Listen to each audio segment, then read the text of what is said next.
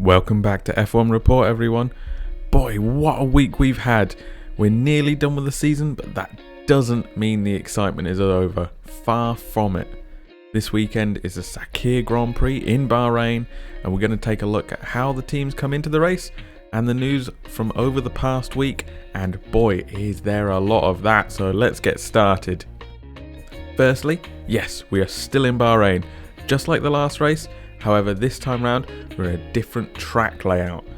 Sector 1 is very much the same and still contains its two DRS zones, but Sector 2 is where the big changes come in. It's much shorter and looks a lot faster too.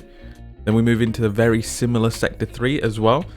And if you watched last weekend, you might be thinking, hold on, wasn't Sector 1 and 3 mainly just straights, with the majority of the turns in Sector 2? And you'd be correct. With the new Sector 2 we have now, there are only 11 turns on this layout. So we have the expectation that the lap times will be under a minute, the fastest on the calendar. As a result of that, of course, we'll be going for a whopping 87 laps. Wow. I'm not sure how I feel about that personally, but it'll be an interesting experiment. The weather for the race looks to be similar to last weekend. A nice, dry, warm race with no rain and no weather-related surprises incoming. Tyres will also be the same. Pirelli brought the same set of tyres for both Bahrain races, with a mid-range compound of C2, C3 and C4 tyres. These seemed to do pretty well last weekend. We saw Sainz have a good stint on the softs to make gains. We also saw Gasly use a safety car assisted one-stop strategy to lift himself up the order. So there is strategy to be played with there.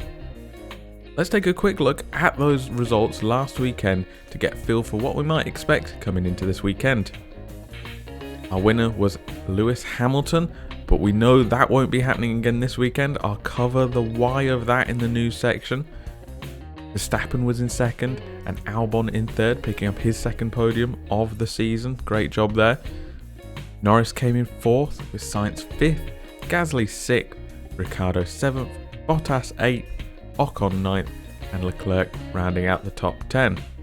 In 11th we had Kvyat, Russell in 12th, Vettel in 13th, Latifi 14th, Raikkonen 15th, Giovinazzi 16th and our final runner was Magnussen in 17th.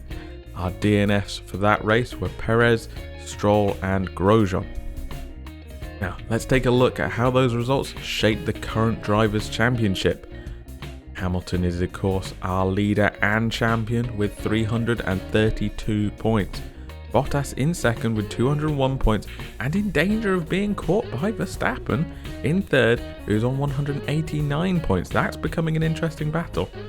The battle for fourth is also very interesting and going down to the wire. We still have Ricciardo in there right now with 102 points, and Perez in fifth with 100 points, and Leclerc in 6th with 98 points, all to play for between those three. We do have a bit of a gap back, and then Norris is in 7th on 86 points, very closely tied with his teammate Sainz in 8th on 85 points. He's now tied with Albon, who is also on 85 points. And then we have Gasly a little way back in 10th on 71 points.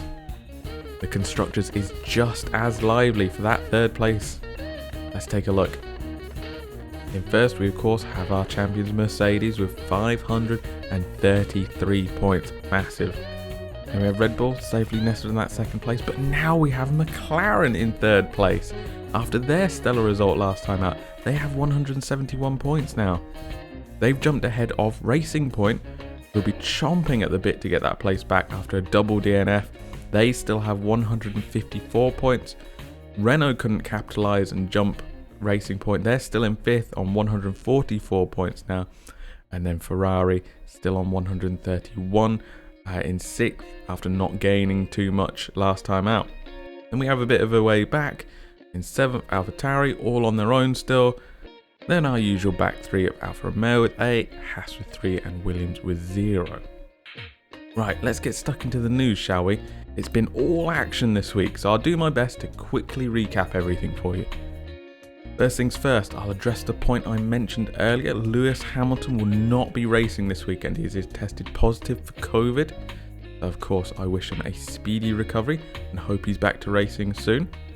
In the meantime, Mercedes have announced that George Russell will be filling in for him. He's of course a Williams driver, but he is managed by Mercedes, so they've come to a compromise together and he'll be with Mercedes temporarily whilst Hamilton is not in the car.